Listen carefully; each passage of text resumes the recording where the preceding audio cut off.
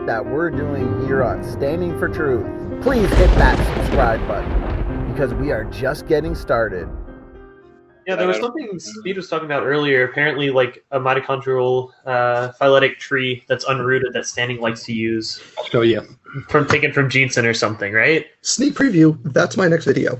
Oh, really? Soon. Yeah. I'm doing stupid 3-node thing for the Oh, daughter.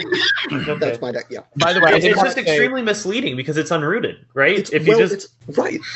The survey said.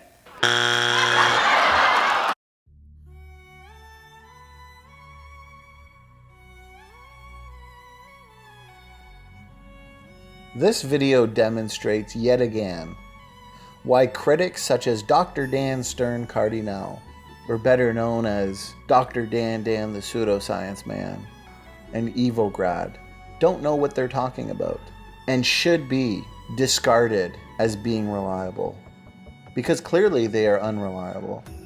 Where do we put the root for the tree?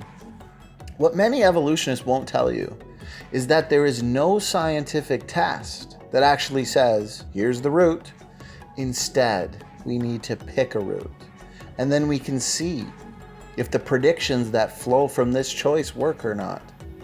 Evolutionists pick a point somewhere in the middle of the L root, while Dr. Jeanson has chosen the base of the L root as Eve/one of the wives of Noah's sons, with the bases of M and N as the wives of the other two sons. Dr. Jeanson's rooting works very well, as it leads to accurate predictions and retrodictions about the rate at which mitochondrial DNA mutates. Now here's the important part to recognize. The evolutionists picked their root because this is where chimpanzee branches off. And so in other words, as always, their choice is driven by the assumption of human-ape common ancestry. This means they cannot use their root choice to actually argue against Dr. Nathaniel Jeanson's model. This is because their root choice already assumes away Dr. Jeanson's model. Let's address a few of the arguments from a critic named Evograd, whom all of these critics, such as Dr. Dan, parrot their arguments from.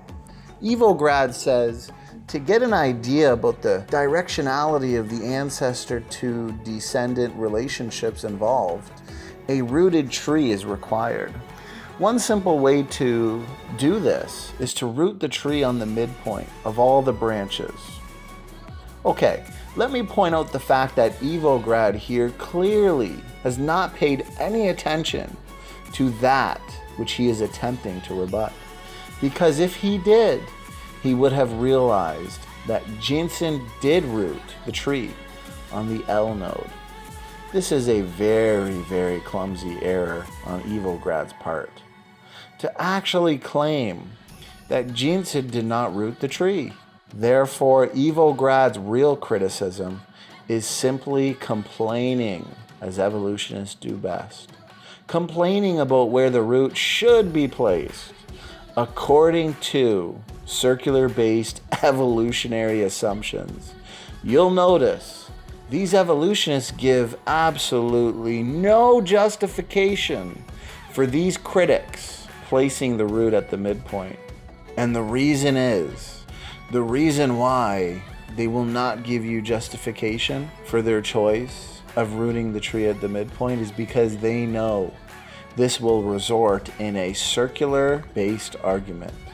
And once again, the key point to consider is the fact that testable predictions that work flow nicely from the placement of Dr. Jeanson's root, especially with respect to the mitochondrial DNA mutation rate in Africans, as well as predictions on the history of civilization.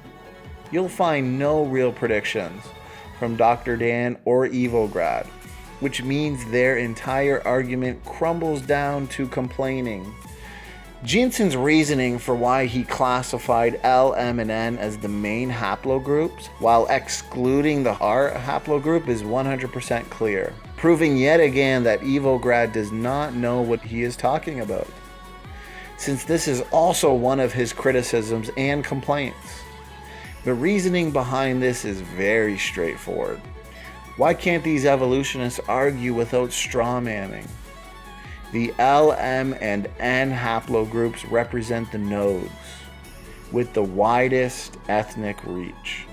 For example, each node covers a good amount of the globe, rather than being parochial in nature, like the R group and also the most central position. This is all simply a mathematical and ethnic optimization question.